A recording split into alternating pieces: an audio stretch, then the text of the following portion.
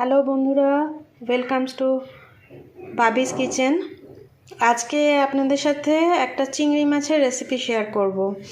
এই চিংড়ি মাছটা অল্প একটু চিংড়ি মাছ আমার পাশের ফ্ল্যাটের বন্ধু বলুন, ও আমাকে দিয়ে বলল যে দেখো তো এইটুকু চিংড়ি মাছ দিয়ে কি করা যায়। আমিও ভাবছিলাম এই কটা চিংড়ি মাছ দিয়ে কী করব, তো ভাবলাম যে ঠিক আছে, এটা দিয়ে একটা রেসিপি বানাই যার নাম হচ্ছে পেঁয়াজ চিংড়ি রেসিপিটা একটু, যেহেতু নামটা পেঁয়াজ চিংড়ি, সেই জন্য পেঁয়াজটাই একটু বেশি থাকবে, তার মধ্যে অল্প কটা চিংড়ি মাছ হলে হয়ে যাবে। তো বন্ধুরা চলুন পেঁয়াজ চিংড়ি রেসিপিটা বানাই। চিংড়ি মাছটা ভালো করে ধুয়ে পরিষ্কার করে নিয়েছি, আর এই দেখুন মাথার এই শিরগুলো ছুরির সাহায্যে এগুলো পরিষ্কার করে নিয়েছি। এবার এটাকে একটু নুন হলুদ মাখিয়ে নিই। নুন হলুদ মাখিয়ে নিয়েছি বন্ধুরা।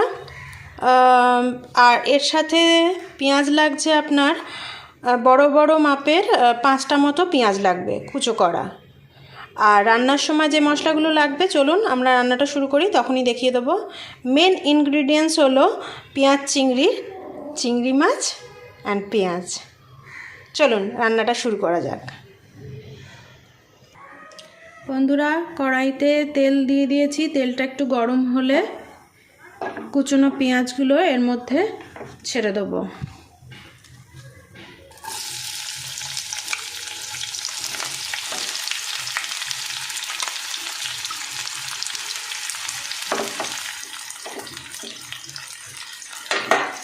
কুচনো পেঁয়াজগুলো ছেড়ে দিয়ে এগুলো একটু ভাজা ভাজা করতে হবে, নরম করতে হবে। পেঁয়াজ তাড়াতাড়ি নরম করার জন্য এর মধ্যে একটুখানি অল্প করে সামান্য নুন দিয়ে দেবো, যাতে পেঁয়াজটা তাড়াতাড়ি ভাজাও হয়ে যায় আর নরমও হয়ে যায়। আর এর ওপর একটা ঢাকা দিয়ে দেবো।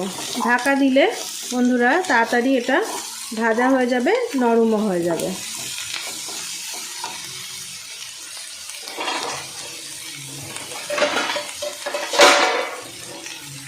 এটা ঢাকা দিয়ে দিয়ে একটু করে ভেজে নেব, নরম করে নেব। পেঁয়াজটা ভাজতে ভাজতে নরম হয়ে গেছে। এবার এর মধ্যে নুন হলুদ মাখানো চিংড়ি মাছগুলোকে দিয়ে দেবো। নুন হলুদ মাখানো চিংড়ি মাছগুলোকে এর মধ্যে দিয়ে দেবো, দিয়ে হালকা করে ভেজে নেবো। চিংড়ি মাছ বেশি ভাজলে শক্ত হয়ে যায়, তাই আমরা বেশি ভাজবো না, হালকা করেই ভাজবো এর সাথে।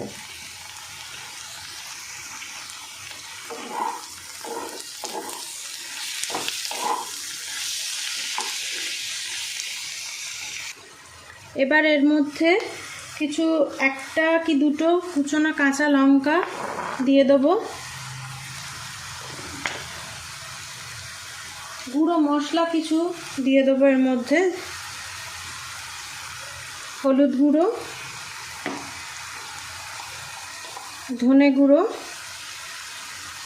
এই হাফ চামচ করে দিয়ে দেবো, জিরের গুঁড়ো,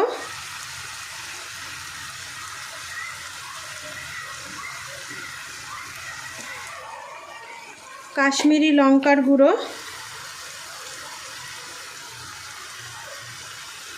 হাফ চামচ মতো কাশ্মীরি লঙ্কার গুঁড়ো, আর এর মধ্যে একটু আদা রসুনের পেস্ট 1 চামচ মতো দিতে হবে। আদা রসুনের পেস্ট 1 চামচ মতো যাবে, এর মধ্যে বেশি মশলা যাবে না বন্ধুরা।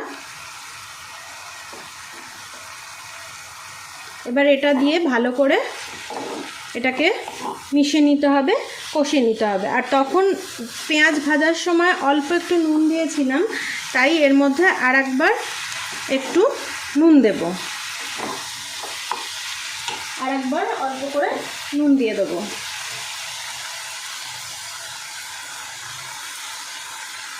তখন পেঁয়াজটা নরম করার জন্য অল্প নুন দিয়েছিলাম, এখন আবার অল্প করে একটু নুন দিয়ে দিলাম।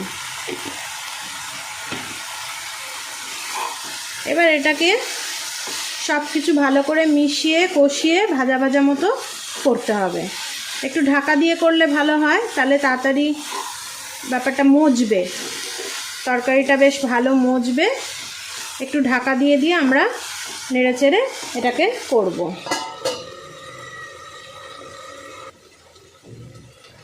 দেখুন বন্ধুরা, কি সুন্দর সিম করে করে কষতে কষতে এটা হয়ে গেছে। এটা এরকমই হবে, ভাজা ভাজা কষা কষা মতো। এটা গরম ভাতে মেখে খেতে খুব ভালো লাগে। এরকম মাখা মাখা একটা কনসিস্টেন্সি হবে এরকম। এটা গরম ভাতের সাথে খেতে খুব ভালো লাগে। আর এবার লাস্টে এটার মধ্যে একটু ধনেপাতা অ্যাড করে দেবো, কুচনো ধনেপাতা দিয়ে এটাকে নামিয়ে নেব। এটা খুব সুন্দর খেতে হয়, আপনারা বাড়িতে অবশ্যই বানাবেন। গরম ভাতের সাথে এটা খেতে খুব ভালো লাগে। এই রেসিপিটা আমার শেখা অনেক বছর আগে একটা মানুষের কাছ থেকে, যে এখন আর বেঁচে নেই। একটু নস্টালজিয়া হয়ে যায় এই ব্যাপারগুলোতে, বিকজ আমার প্রিয় মানুষদের মধ্যে তিনিও একজন ছিলেন। তার হাত ধরেই এই রান্নাটা শেখা, পেঁয়াজ চিংড়ি নাম। খুব ভালোবাসত। যাই হোক, আপনারা এই রেসিপিটা অবশ্যই ট্রাই করবেন, খুব ভালো। বন্ধুরা, পেঁয়াজ চিংড়ি রেডি খাওয়ার জন্য। এবার শুধু একটু গরম ভাতের দরকার। গরম ভাত দিয়ে জাস্ট মেখে খেয়ে ফেলতে হবে। দেখুন, গরম ভাত নিয়ে বসে পড়েছি।